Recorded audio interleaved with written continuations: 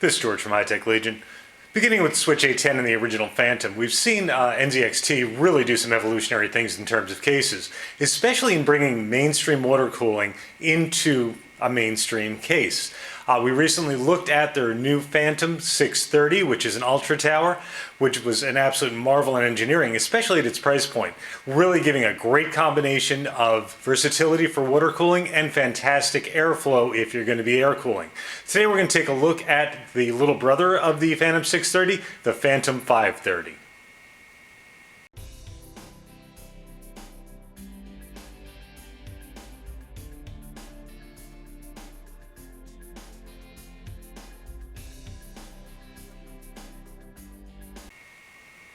Now, I did say that the Phantom 530 is the little brother of the Phantom 630, but that is a bit of a misnomer.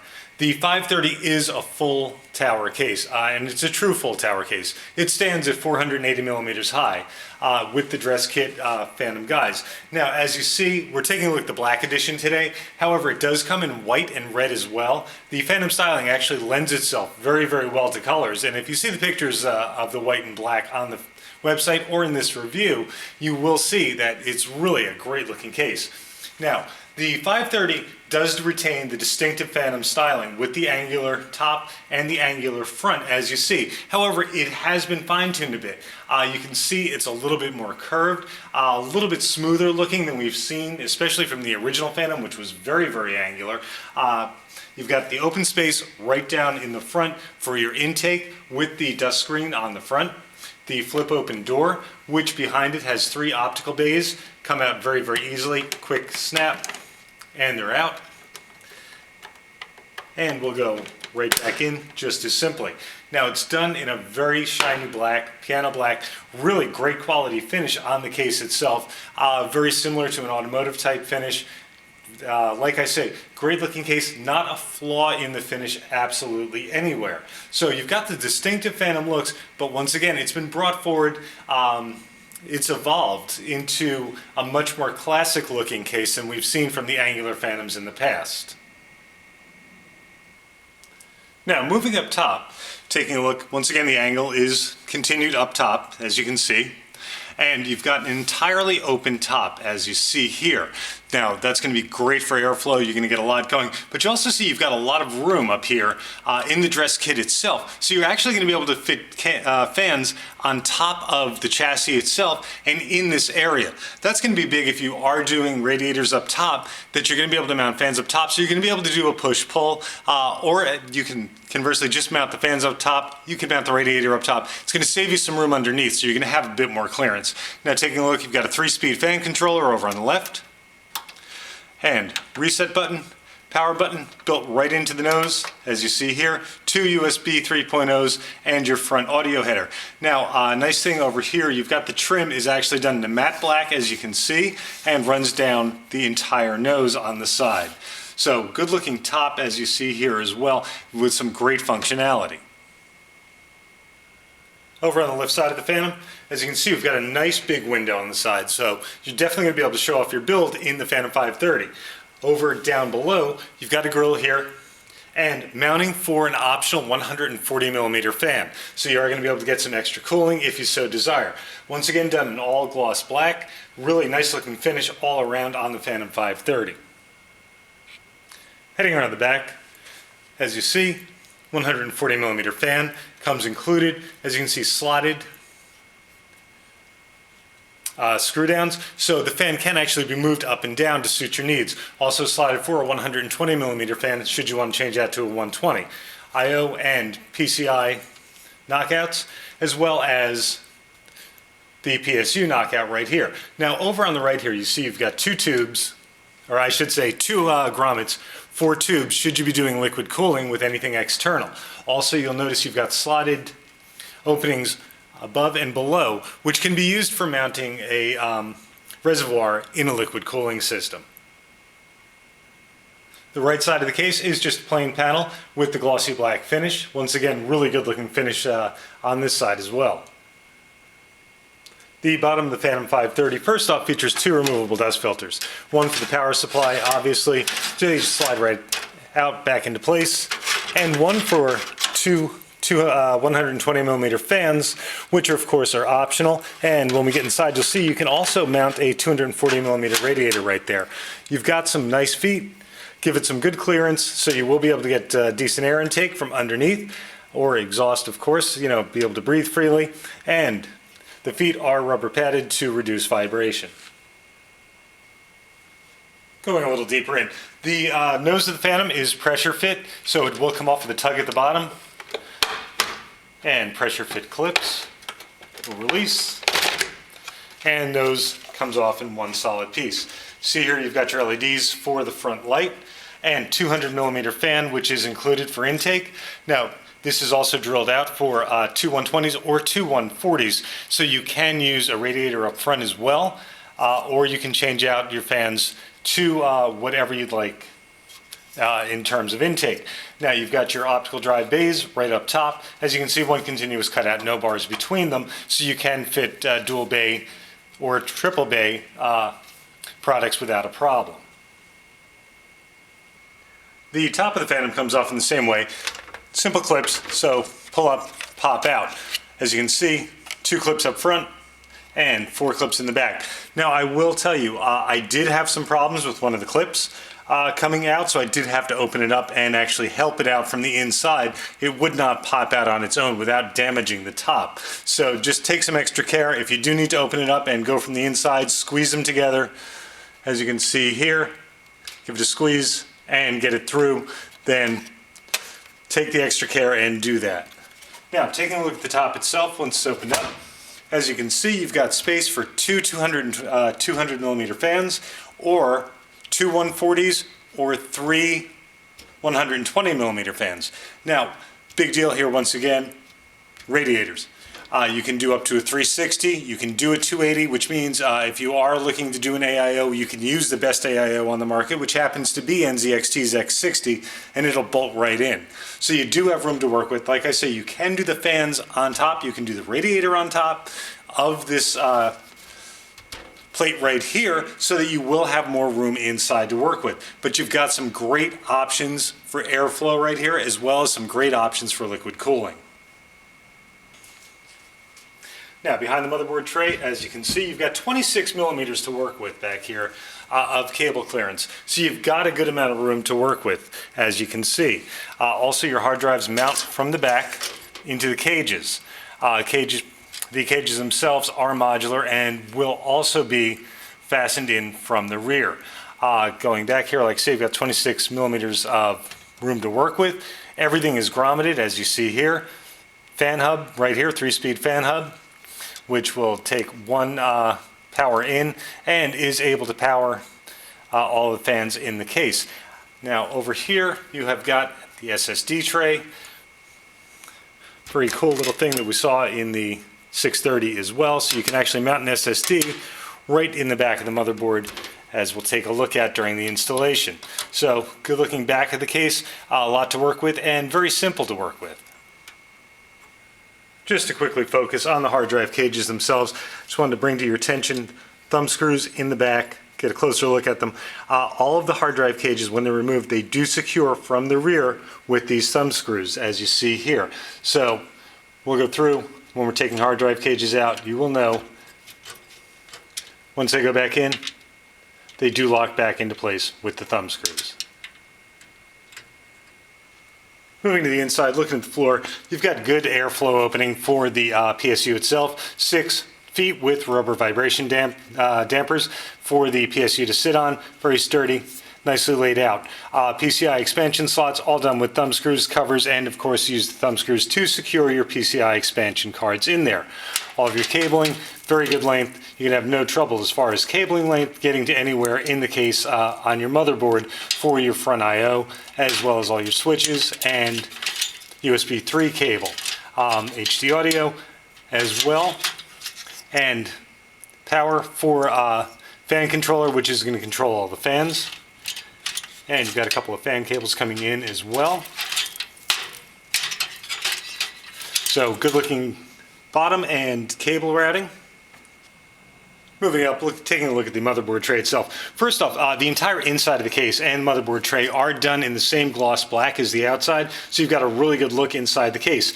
The motherboard tray has the standoffs for ATX motherboard already pre-installed, so you don't have to worry about installing the standoffs if you're using an ATX. If you're using a micro ATX or whatnot, you will have to install certain standoffs, or an ITX obviously. The other big thing is you've got a huge cutout in the motherboard tray. If you're using a cooler with a back plate, obviously that's going to bode very, very well. You're not going to have any trouble getting to it from the back of the motherboard tray. Now, looking up top, you've gotten a very nice size opening here for your 4 or 8 pin to go through for your motherboard power. You've got a second opening right here, so you do have some good cable routing options. Of course, once again, motherboard tray, you're open all the way around, grommeted all the way around, so you've got some good stuff going on here as far as cable routing and a really nice looking motherboard tray. Moving around, the opticals use the same NZXT locking system we've been seeing for a while. Very simple, slip your drive in and just click to lock. Really simple, really secure, no problem whatsoever. Now, let's talk about the hard drive cages. They are modular. You've got top cage, capable of 3 drives, second cage, 2 drives, and a 1 drive cage. They don't necessarily need to go in this order. Other big thing, the 3 drive cage actually has a 120 millimeter fan adapter on it. Now I did say they're removable, so let's pop one out. First couple times in and out, they are going to be a little bit tight, so you will have to work with it, especially with the paint, of course. Paint does make them a little bit sticky. So popping it out, you can see right here, 120 or 140 millimeter fan can go right on there, and when it's in, can be angled, so you can direct air to wherever you need it. It's also going to act kind of as a push-pull from your intake through the cage itself, get a little bit more cooling for the hard drives. Cages themselves, once again, the sleds, easily removable, just with a simple pinch. And finally, we can take all 3 out. And you see we've got the base right here, which also can be removed should you want to be doing a radiator on the bottom. Now, if you do remove the base, you can hang whichever hard drive cage you're going to be using right from here. For example, if you're only using 2 drives, you only need that cage. You've got this whole area open, so you're going to get great airflow through here. If you're doing fans on the bottom, you've got good airflow from them. Radiator on the bottom, you're going to have plenty of room, so you've really got some nice options there. Once again, if you are doing a radiator in the front, hard drive cage is out, you're going to have plenty of room up front to work with there.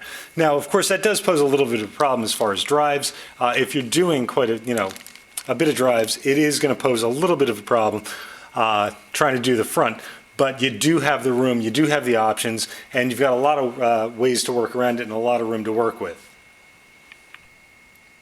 One of the nice things NZXT includes with the Phantom 530 is a really nice screw assortment. Basically screws for any situation you're going to run into when building with the Phantom 530.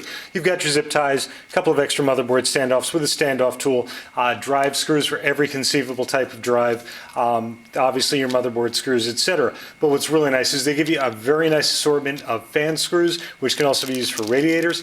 As you may or may not know, the chassis itself is threaded for the 200 millimeter fans, and it does use a different type of screw, so quite a few supplied for that, as well as if you're going to be going through a fan into a radiator, they supply you with screws for it. So really nice assortment of accessories from NZXT.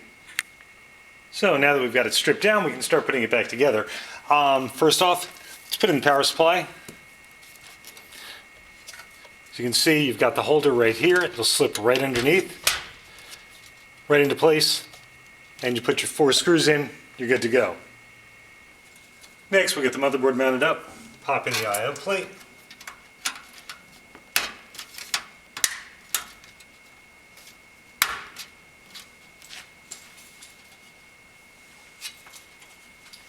and lay it right into place.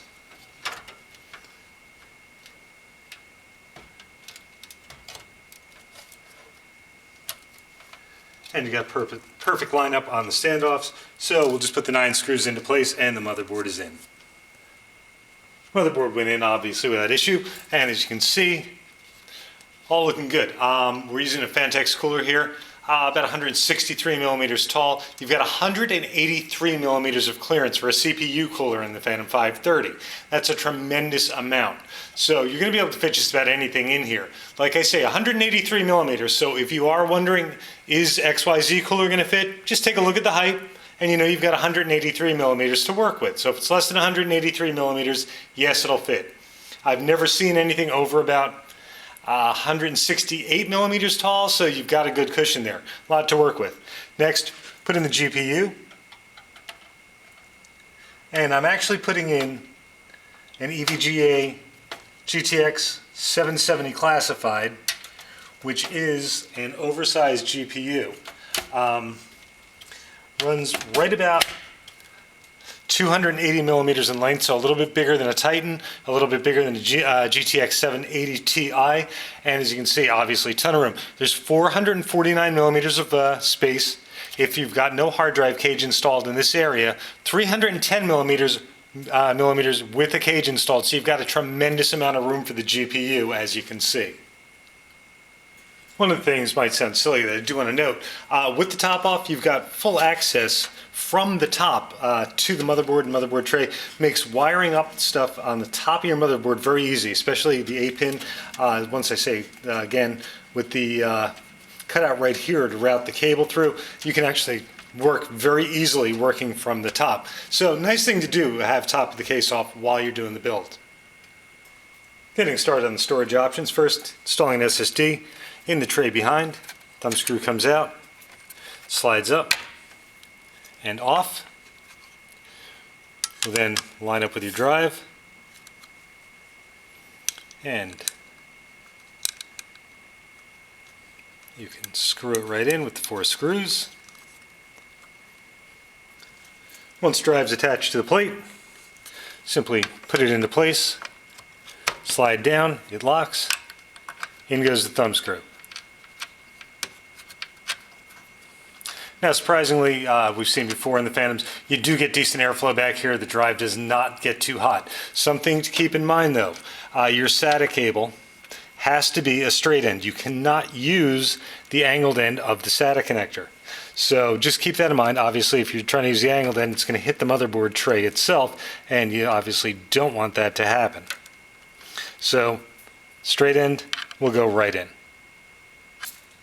I'm going to be using limited hard drives in this build. I'm actually only going to be using one. However, I'm going to put in the 2-bay cage just because I do have drives going in and out all the time. I do have test drives going in and out, so I'm going to go one over and just leave an empty slot. And as you can see, just slides into place and it's going to hang there. Now, the reason I'm not doing a larger tray, or a larger cage, I should say, or all the cages, this now opens up this entire area in front of the exhaust fan, or I should say the intake fan, to get air into the case. So you're going to have less blockage. Now also you can see here with the cage in, 280 millimeter card, you do have quite a bit of play here still, so you can definitely fit a good size GPU in there. Like I say, Titan, no problem. GTX 780 Ti, no problem at all. The Phantom 530 uses the sleds that NZXT has been using for a while. Interesting design, completely tool-free. As you can see, there are nibs that stick out in the sled itself, which will correspond to screw holes in the drive. And we'll go into place, into the screw holes, then sled slides right back into the cage, and the drive's locked in. Installation is just that simple. And last piece we're going to look at, 10 fan hub in the back, controlled by the knob on the front, or I should say the slider switch. 3-speed, up to 10 fans. 2 stock fans are pre-wired. It does come with 2 fan extensions running off it, should you want to add fans, or you can simply take them off if you want less wiring. Entirely up to you. And they just unplug just like fans, and you can plug fans in directly. Nice that NZXT does give you the extensions though if you decide to use them. Now we just need to clean up one other thing I should say, the fan hub itself, simple 4-pin Molex, plugs in, will power all of your fans. So now we just need to clean up the wiring a little bit and we're good to go. In the end, with really a minimal cleanup, the Phantom 530 gives you just really a nice clean build. As you can see, everything just goes together beautifully. Case itself really looks fantastic. There were a couple of bumps along the way, you know, a little bit of cross-threading, some things that were harder to get in than they should have been. You know, we had the problem with the top not lining up quite correctly and the one pressure fit not working quite correctly. But all in all, very, very easy build. Everything, like I say, just really very nicely thought out. And love the modularity, so you can definitely put the build together to your needs and to your liking. So, altogether, looks great. Now let's see how it performs.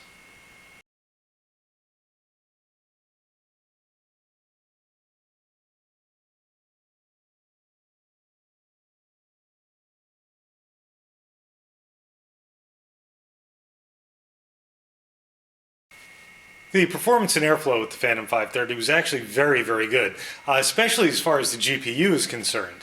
The CPU obviously probably would have been a little bit better, not that it was bad at all, better than average, that's for sure. Had I gone with the modular hard drive cage in the bottom, open up this area, get a little more air to the CPU cooler. But like I say, still, even in this configuration, better than average cooling, phenomenal cooling on the GPU. With all the additions you can make as far as fans on the bottom, in the side, on the top, you're going to have no problem keeping things cool using the Phantom 530. I mean, performance was absolutely positively spot on. Now, just taking a quick look at some of the likes, dislikes. I mean, obviously, does a beautiful clean build. It's a great looking case. Very easy to put together. Like I say, a couple of bumps along the way. You know, the paint's very thick. It's gorgeous paint, but it did get into some of the threads, so did wind up with a lot of shards of black paint around trying to get screws in. Did have some cross-threading problems, some lineup problems, especially with the top, like I said. But you know, nothing that isn't worth the end result. That's for sure. Looks absolutely phenomenal. Love the modular hard drive cage idea. Love the fact that you can put a 240, a 280, or a 360 millimeter radiator up top. Love the fact that you can get the fans up over them, underneath the shroud up top. The front comes off very, very nicely, very, very easily. It's a great looking case when it's together. I just can't emphasize that enough. Also, love the built-in reservoir mounting that's back there. So you've really got a lot going on here. You can do a lot with water cooling. Performs very, very well with air cooling. You've got great clearance of 183 millimeters for a CPU cooler. You've got 310 millimeters for the GPU, 449 millimeters if you don't have this particular hard drive cage in. If you go to the bottom, you've got just a world of length to use for a GPU. Obviously, power supply goes in no problem. You got 28 millimeters in the back, so you can do a lot of good cable routing. 3-speed fan controller, just really a lot going on here. Now, typically, I'm kind of torn here. I do want to give the Phantom 530 an editor's choice. I mean, it's a phenomenal case. You know, I'm a little upset with the cross-threading, like I say. So, you know, I'm almost leaning towards a gold, but, you know, in the end, $129. I mean, this case is just so well built, so well designed. I mean, just really a fantastic case. I'm going to have to give it an editor's choice. So just like its big brother, the 630, it sits right at the top of its class. Beautiful case. You get a lot for your money from NZXT with the Phantom 530. You definitely can't go wrong. And if you happen to really like the looks of the Phantom, I mean, this is just an absolute score. Really phenomenal. So editor's choice for the Phantom 530. And finally, just a quick look with the side panel back on. Shape of the window really plays well with the components, so you get a very good look from within the case. Now, if you're going to be doing lighting or you're doing your liquid cooling, you're really going to have a great look going. NZXT really covered everything with the Phantom 530 and put together probably one of the best cases at this price point I've ever seen.